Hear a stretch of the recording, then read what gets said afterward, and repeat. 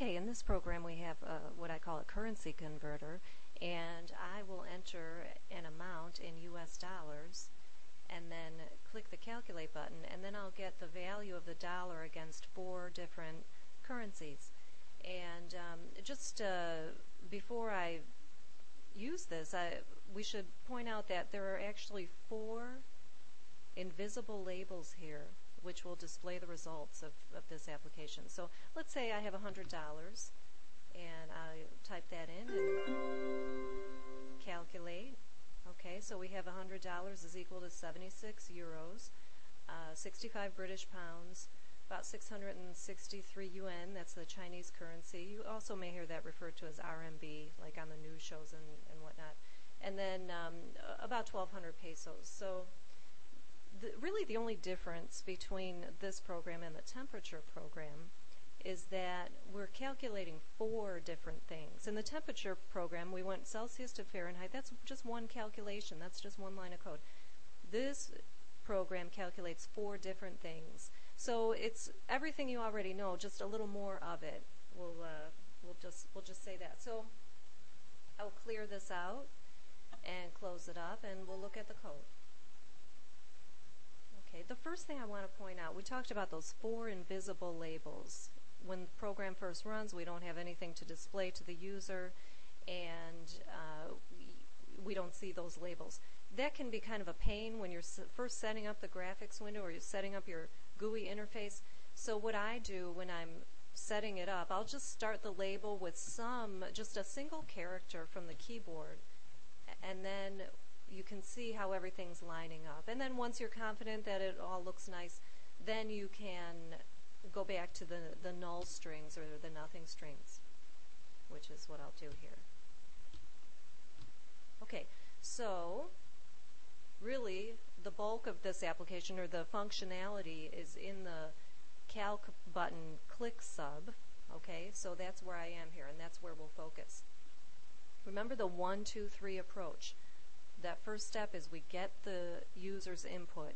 At that point, I enter the $100 in the text box, and here we are extracting that 100 and putting it into a variable. So remember how we get the contents out of a text box, getting the user's input from the text box. We use fccontrols.getText, and then you supply the name of the text box, in this case txt dollars. We take that and we put that into a variable, a memory location called dollars. Okay?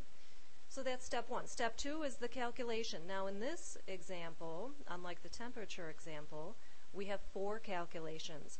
We're calculating the value of the dollar against 4 different currencies, or the exchange rate of the dollar against 4 currencies. So here we have the euros calculation. And you know what, before I wrote this program, I just went on Google and I typed dollars to euros, dollars to pounds, dollars to yuan, and so on, and I got these exchange rates. So we see some constants here, and I just looked those up, and you know, at the time of recording this video, they're probably slightly outdated. So these change from day to day, but that's where I got those numbers from.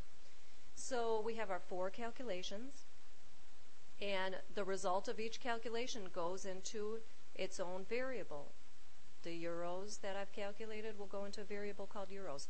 The British pounds that I've calculated will go into a variable which I've named Brit pounds. So notice my variable names are very descriptive. You can look right at them and say, oh, I know what that value is, or what that variable stores.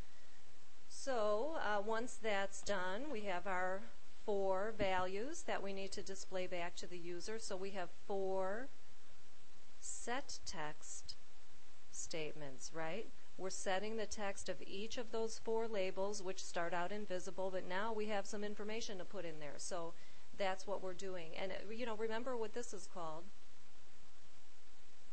Concatenation, where we have some hard-coded strings, and then we're picking the values out of the variables to display to the user.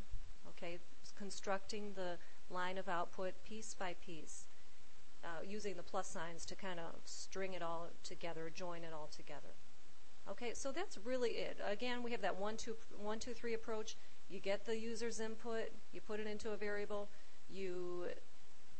The second step is you do the calculations with it, calculate what needs to be calculated, and then the third step is you're displaying the answers to the user. Okay, and like I said, it's like the temperature program. The pattern is the same, but there's just a little more here. And then, of course, when we're clearing the text, the labels, and even the text box, to clear it out in case the user wants to give it another run, we have multiple set text statements here where we're setting everything back to null strings. Okay, again, exactly the same, just more of it.